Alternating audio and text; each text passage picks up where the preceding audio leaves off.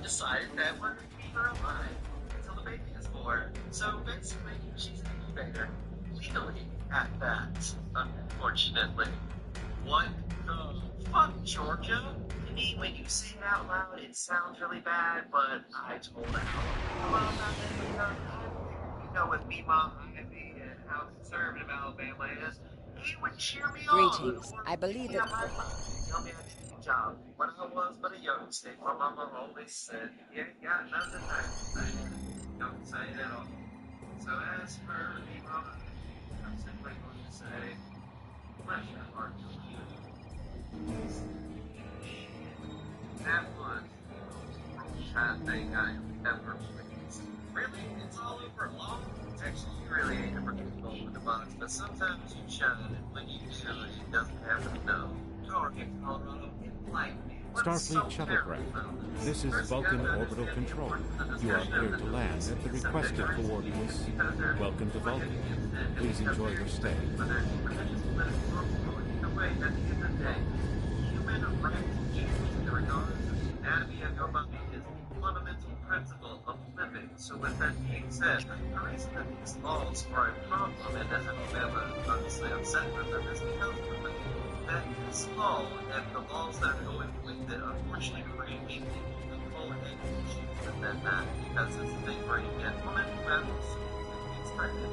Now, most people in the moral society would obviously get rid of her, let her go on to Jesus, if you will. However, due to the fact that she is pregnant, now it has been decided that she'll be kept alive as an incubator, which is disrespecting the body of that person and obviously their family. The other thing that you have to understand is now, as a moral obligation, we are to bury the fetus. However, on a moral objection, we are not to use fetus, and now this runs into an issue where, obviously, we cannot do one or the other without upsetting the balance. In this case, we have decided to keep a brain-dead person alive as an incubator. Now, Mary, you gotta talk to something about this.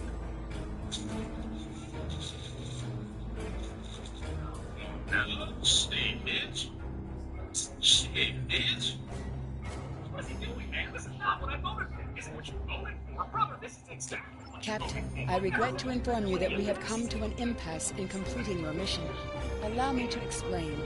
As you know, P'Jem is sacred to the Vulcan people, and access to it is strictly prohibited. Ordinarily, this would not present any difficulty, but Savin, the leader of the order that maintains the monastery, has chosen this moment to illogically refuse to grant Ambassador Sokev permissions to meet with the abbot at P'Jem. This is most abnormal. The ambassador has considered going to the council to request that they overrule Savin. The ambassador, I'm afraid, has spent too...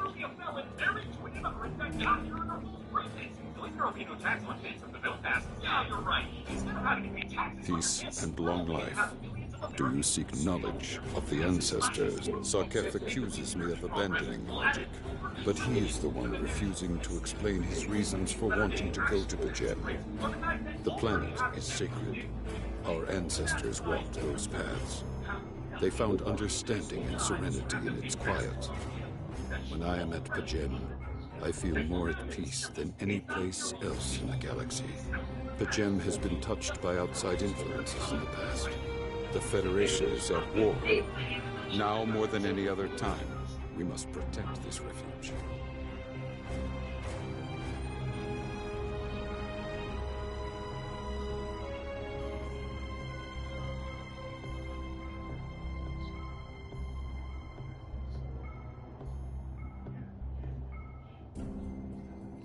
Do you seek knowledge? Many years ago, P'Jem was used for political purposes.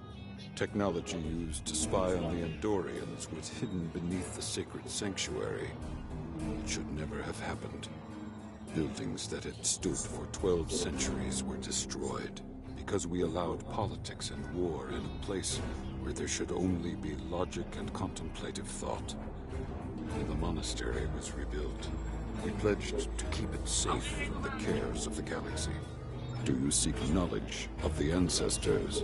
Even a people who reject emotion require peace and contemplation. We are a spiritual people. Our rituals guide us throughout our lives.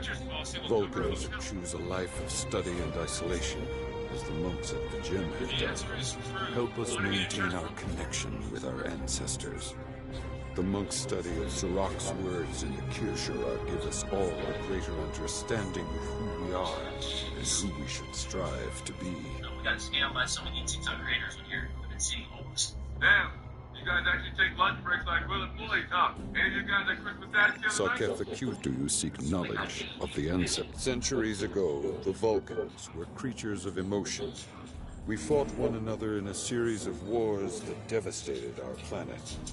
Our species was on the brink of annihilation. Sirach taught us to embrace peace and to put aside our emotions in favor of logic. Sirach ushered in a time of awakening on Vulcan. His writings, the Kirshara, shaped all that we are. Without Sirach, the Vulcans you know would not exist.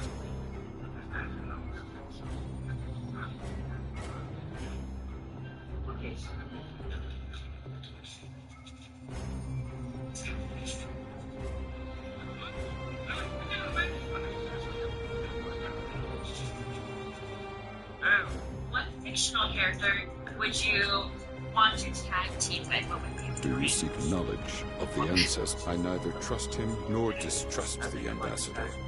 I simply do not understand him. He will not reveal his reasons for wishing to speak to the abbot, and has refused a mind meld with me. Normally I could respect his privacy, but other things I have heard trouble me.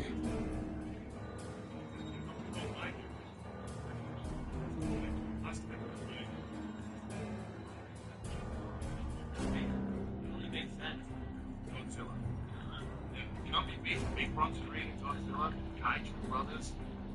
He couldn't even fit inside the stadium, so then Do you're you just gonna seek knowledge demolish the of the stadium. ancestors? Sarketh has spent more and more time away from Vulcan in recent years, and seems ill at ease in what was once his home. T'Pela admits he has changed in the past few months. He spends hours closeted in his study, and does not share meals with his staff as he used to. T'Pela says that the stress of the war with the Klingon Empire is taking its toll. She hopes the peace of the gym will restore him. So the American taxpayer, I pay that tariff to the US government, and that increase in cost I then sell to you for higher price because I'm going to cover that tariff. There is another thing. Our tariffs are harmonized with overseas as opposed to theirs coming here. Tariffs are never zero-sum game. Tariffs are, for example, you might say Do you seek knowledge of the ancestors? Give you a low tariff. The monks do not use any unnecessary technology. Even replicators are not permitted on the gym.